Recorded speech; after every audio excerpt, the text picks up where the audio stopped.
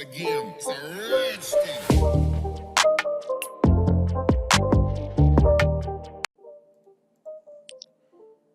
যদি খুব ভালো কিছু করতে না পারো তবে ছোট ছোট কাজ খুব ভালো করে করো। হ্যালো এভরিওয়ান, আসসালামু আলাইকুম। আমি রবিউল আছি আপনাদের সাথে। কেমন আছেন আপনারা সবাই?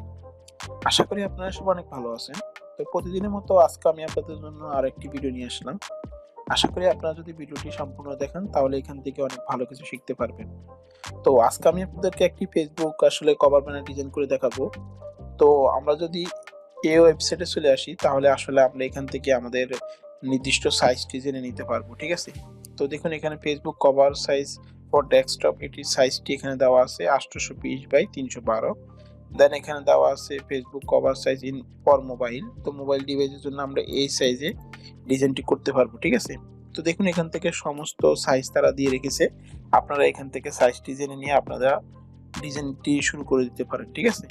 তো চলুন আমি যে ডিজাইনটি আপনাদেরকে করে দেখাবো সেটির সাইজ হবে 820x312। তো সর্বপ্রথম আমি ফটোশপে চলে আসলাম, আসার পরে ফাইল থেকে নিউ থেকে আমি 820x312 এবং কি 72 রেজলিউশন রেখে আমি আর্টবোর্ডটি ক্রিয়েট করলাম। তো আর্টবোর্ডটি নেওয়ার পরে আমি যে কাজটি করবো, এখান থেকে আমি এই যে রেক্টেঙ্গুলার টুলটি নিয়ে আমি এভাবে একটি শেপ ড্র করতে পারি, আপনারাও পারবেন। তো ওকে আমি এভাবে একটি শেপ ড্র করলাম। তো শেপটি ড্র করার পরে আমি এখান থেকে আই বাটনটি উঠিয়ে নিয়ে এই যে দেখুন এই যে রাইট সাইডে যে কর্নারটি আছে আমি এখান থেকে এই কর্নারটিকে আমি এখান থেকে 300 পিক্সেল করে দিলাম। ওকে, তো আমি এইভাবে সাইজটি রেখে দিলাম, ঠিক আছে? আপনারা আপনাদের মতো করে রাখবেন। তো আমি সাইজ আমি আমার যে ডিজাইন যে শেপটি নিয়েছি সেটি একটি কালার ব্যবহার করব। তো ওকে আমি এখান থেকে একটি কালার নিয়ে নিই। তো আমি এই কালারটি নিলাম। তো কালারটি নেওয়ার পরে আমি এরপর যে কাজটি করব সেটি হলো আমার এখানে আমি কিছু টেক্সট ব্যবহার করব। তো টেক্সট ব্যবহার করার জন্য আমি পূর্বে কিছু টেক্সট এখানে আগে নিয়ে রেখেছি। তো আমি এই টেক্সটগুলো এখানে ব্যবহার করব। কন্ট্রোল সি দিয়ে আমি টেক্সটটি কপি করলাম। দেন এখানে এসে আমি টেক্সট টুলটি সিলেক্ট করে আমি এখান থেকে কন্ট্রোল বি দিয়ে পেস্ট করলাম। ওকে, দেন আমি টেক্সটগুলোকে উপরে নিয়ে আসলাম এবং কি এইখান থেকে আমি কালারটি হোয়াইট করে দিলাম। ওকে, তো আমি একটু এখান থেকে নিয়ে এসে আমি টেক্সটে এসে লেফট অ্যালাইনমেন্ট করে দেব।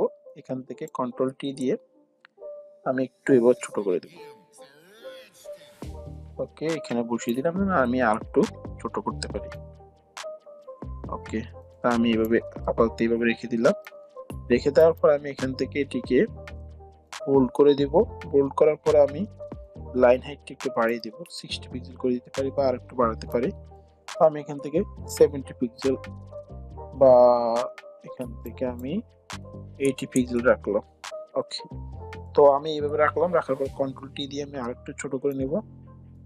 ওকে, আমি এভাবে রেখে দিলাম।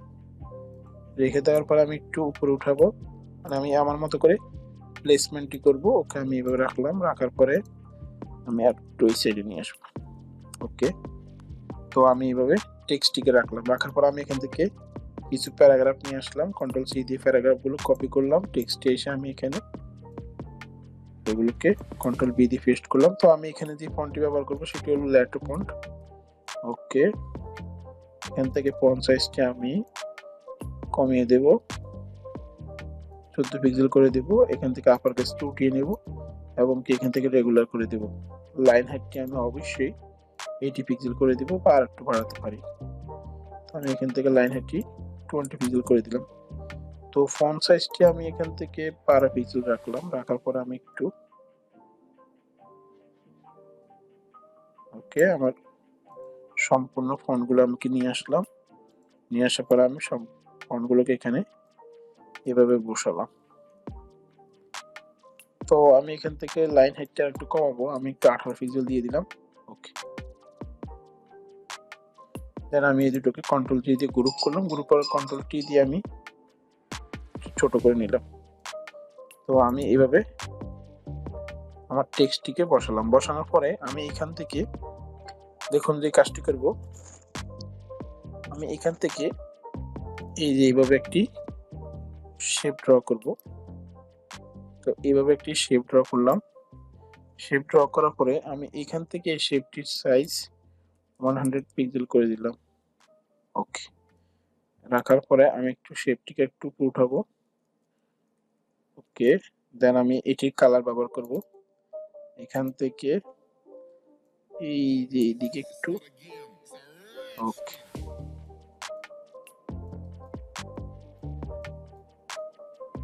ওকে। তা আমি এই ব্ল্যাক কালারটি ব্যবহার করলাম। ব্যবহার করার পরে আমি এটার ভিতরে এই যে রাউন্ড রেক্টেঙ্গুলার টুলটি নিয়ে আমি এটার ভিতরে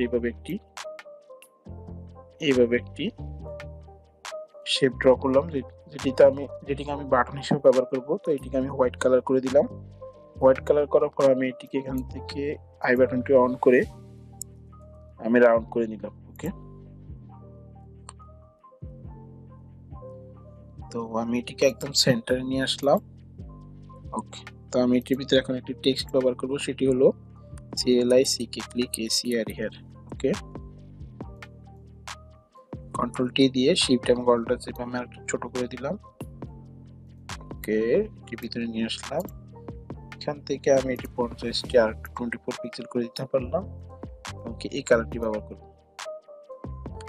ওকে, তো আমি টেক্সটটিকে সেন্টারে নিয়ে আসবো। আমি আর একটু বড় করতে পারি।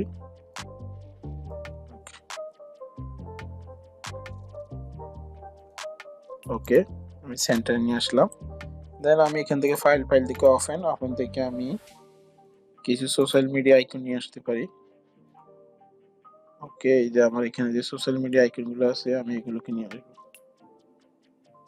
এই যে আমার এখানে 3টি সোশ্যাল মিডিয়া আইকন আছে, আমি এগুলোকে এখানে ব্যবহার করব। ওকে, আমি হোয়াইট কালার ব্যবহার করলাম। ওকে, তো এখানে আমি 3টি সোশ্যাল মিডিয়া আইকন বসিয়ে নিলাম। আশা করি আপনারা এতটুকু করতে পারবেন। আর যদি কোনো কিছু না বুঝে থাকেন তাহলে অবশ্যই আমাকে বলবেন।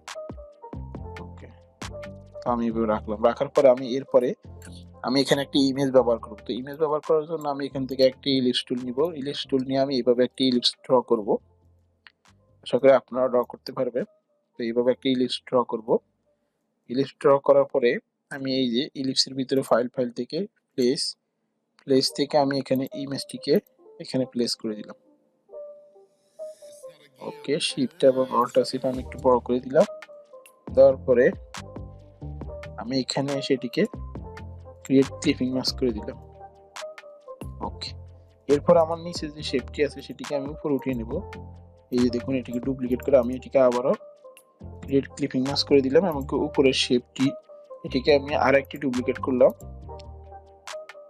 তো এই দুটোকে আমি আই বাটনটা অফ করে আমি এরপরে যে কাজটি করবো, এই যে এখানে উপরে শেপটি আই বাটনটা অফ করে এই যে এখান থেকে আমি এটিকে এই যে স্যাচুরেশন এই অপশনটি অন করে দেব। দেখুন আমার ইমেজটি ব্ল্যাক এন্ড হোয়াইট হয়ে গেছে।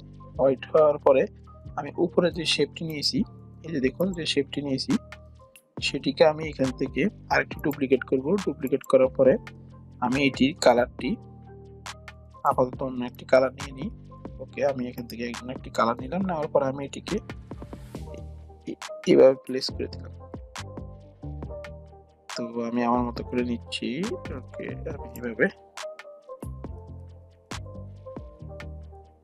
আমি এইভাবে এটিকে প্লেস করলাম। প্লেস করার পর আমি উপরে যে লাল শেপটি নিয়েছি সেটির এখানে আমি এটিকে মানে কন্ট্রোল দিয়ে আমি সিলেকশন তৈরি করব। সিলেকশন তৈরি করার পরে আমার এই যে এখানে দেখুন যে শেপটা আমি নিয়েছি, এই যে এখানে যে শেপটি আছে, ওকে, সেটিকে আমি এখান থেকে এই যে মাস্কিং করে দেব। তো আমি এখানে মাস্কিং করার আগে কন্ট্রোল শিফট আই দিয়ে আমি এটিকে রিভার্স করব। রিভার্স করে দেন আমি এটিকে মাস্কিং করে দিব। দেখুন আমার এখানে একটি শেপ নেওয়া হয়ে গেছে। তো আমি এই শেপটি কালার এখান থেকে রেড কালারটি করে দেব এবং কি কালারটি আমি এখান থেকে মাল্টিপ্লাই করে দেব। ওকে, এবং কি আমি উপরের শেপটিকে ডিলিট করে দেব। তো আমি এখান থেকে চাইলে এই কালারটি করে দিতে পারি। ওকে, দেন আমি এখান থেকে অপাসিটিটি একটু কমিয়ে দিতে পারি। কালারটি রাখলাম। তো দেখুন, আর ভিডিওটি যদি আপনাদের কোথাও কোনো কিছু বুঝতে অসুবিধা হয় তাহলে আপনারা 2-3 বার দেখলে আশা করি বিষয়গুলো বুঝতে পারবেন। ঠিক আছে? তো আমি আসলে খুব দ্রুত ভিডিওটি করার কারণ হলো আপনাদেরকে ডিজাইনটি করে দেখিয়েছি। তো আপনাদের যদি আমার ভিডিওগুলো ভালো লাগে তাহলে অবশ্যই চ্যানেলটি সাবস্ক্রাইব করবেন এবং আপনাদের বন্ধুদের সাথেও ভিডিওগুলো চাইলে শেয়ার করতে পারেন। দেখা হবে আপনাদের সাথে নতুন কোনো ভিডিওতে। সে পর্যন্ত ভালো থাকবেন। আল্লাহ হাফেজ। আসসালামু আলাইকুম।